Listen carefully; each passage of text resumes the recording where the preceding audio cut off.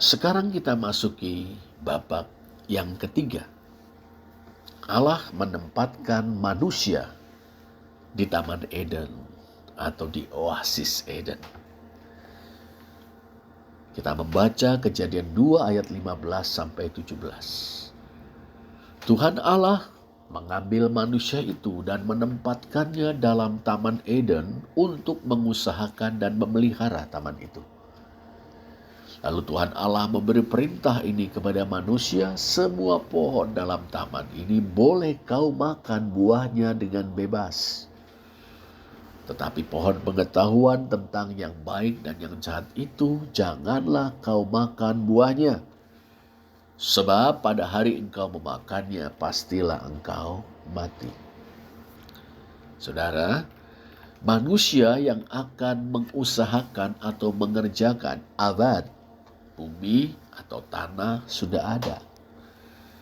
Taman yang didirikan di atas tanah atau bagian bumi juga sudah ada. Bumi atau tanah yang gersang, tandus, menunggu untuk diusahakan oleh manusia. Kejadian 2 ayat 5. Kemudian Tuhan menempatkan sang manusia, Adam, di dalam taman itu untuk mengusahakan atau mengerjakan abad dalam bahasa Ibrani dan memelihara syamar taman itu. Mengapa Tuhan tidak langsung memerintahkan sang manusia atau Adam untuk mengusahakan bumi atau tanah yang gersang itu? Kita dapat mencandra sebagai bagian dari bumi, taman itu akan menjadi awal dimulainya program agung Tuhan untuk membuat bumi yang gersang menjadi subur dan permai ijo royo-royo melalui hak Adam sang manusia. Mula-mula Tuhan memberi sang manusia tanggung jawab atas oasis Eden atau Taman Eden.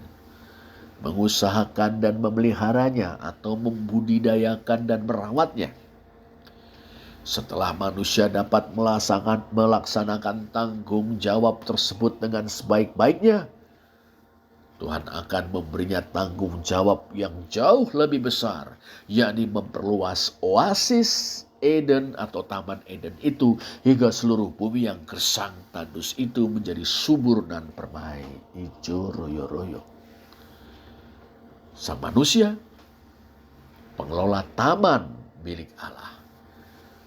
Ia akan menjadi penggarap seluruh bumi milik Allah.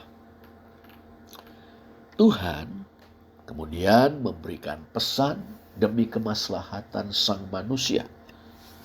Pesan itu bersisi dua. Sisi pertama adalah keleluasaan. Sang manusia diperbolehkan makan dengan bebas buah dari semua pohon di dalam taman ini.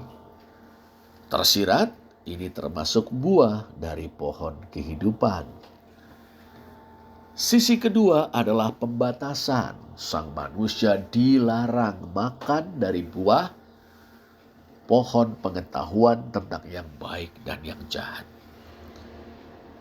Bila sang manusia melanggar firman Tuhan, pada hari engkau memakannya pastilah engkau mati. Beyom akalka mimenu mot tamut. Beyom akalka mimenu mot tamut. Beyom pada hari akalka engkau memakannya. Memakan mimenu daripadanya mot tamut. Pasti engkau mati. Demikianlah saudara, ada keleluasaan dan pembatasan. Pembatasan mendefinisikan keleluasaan sang manusia.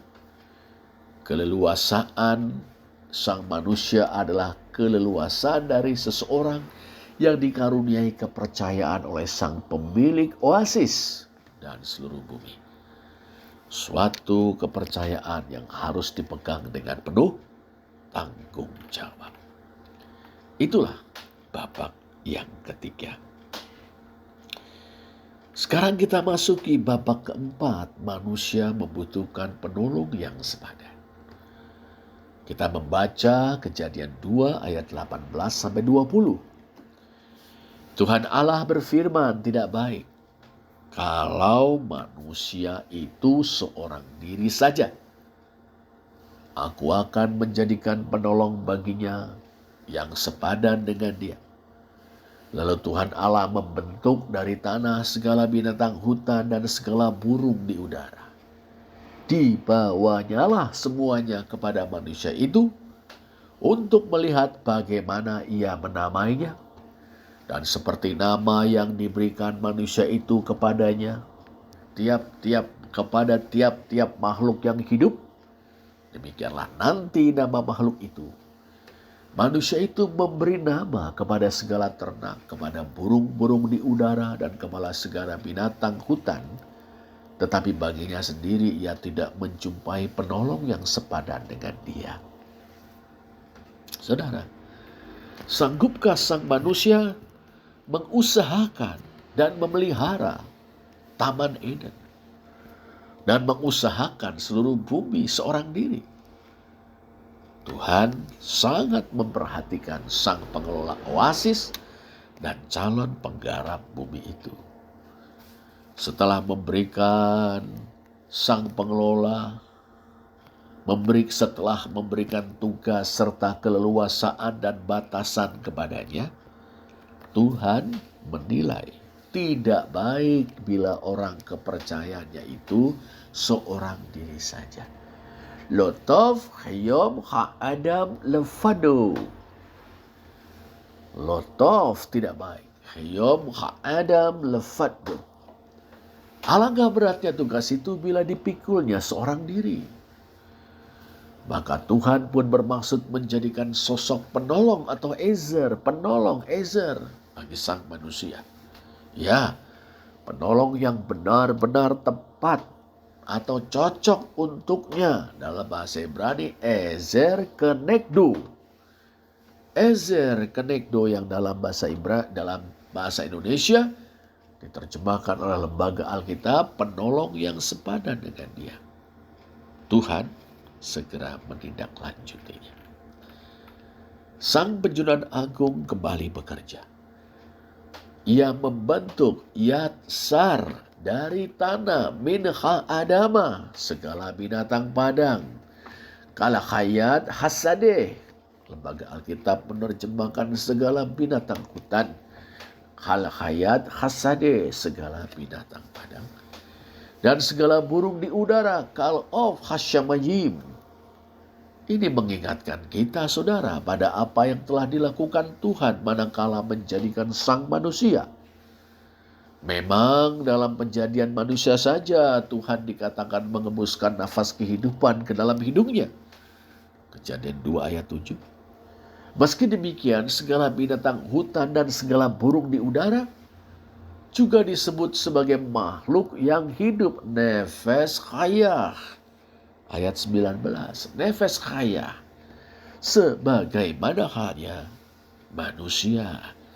2 ayat 7. Jelas saudara, ada kesamaan antara manusia dan binatang. Pertama, seperti halnya manusia dan pepohonan, binatang-binatang di padang dan burung-burung di langit pun beribu bumi. Semua dilahirkan dari rahim yang sama, rahim ibu pertiwi. Kedua, dalam menjadikan mereka, Tuhan digambarkan bertindak seperti seorang penjunan. Ingatlah kata kerja membentuk atau yatsar dan frase dari tanah min ha'adamah yang digunakan dalam Kejadian 2 ayat 7 dan 19. Ketiga, sang manusia dan binatang-binatang di padang dan burung-burung di udara sama-sama disebut nefes hayah. Jadi ada kesinambungan di antara bumi di pihak yang satu dan manusia, tumbuhan, pepohonan, dan binatang-binatang di padang dan burung-burung di udara di pihak yang lain. Satu ibu pertiwi yang dari rahimnya lahir manusia, pepohonan atau tumbuhan, dan binatang-binatang. Nah, selesai berkarya cipta, Tuhan membawa binatang-binatang di padang dan burung-burung di udara itu kepada sang manusia. Ia ingin melihat bagaimana sang manusia menamai mereka satu persatu. Sang manusia pun memberi nama kepada tiap-tiap makhluk hidup ini. Itu bukan aktivitas yang sembarangan, saudara. Penamaan itu melibatkan pengamatan, analisis, klasifikasi, dan penyimpulan. Nama yang dibuat mencerminkan kekhasan dari tiap-tiap binatang. Sekali diberikan, nama itu akan melekat untuk seterusnya. Demikianlah sang manusia mengenal binatang-binatang. Dengan memberikan nama-nama, saudara, akhirnya sang manusia dapat memastikan bahwa di antara binatang-binatang di padang dan burung-burung di udara itu, ia tidak menemukan sesosok penolong yang benar-benar tepat untuknya.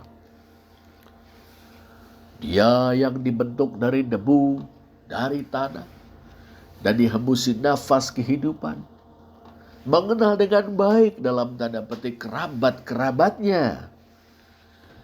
Pengenalan ini membuat manusia mampu menyimpulkan bahwa tidak satupun di antara mereka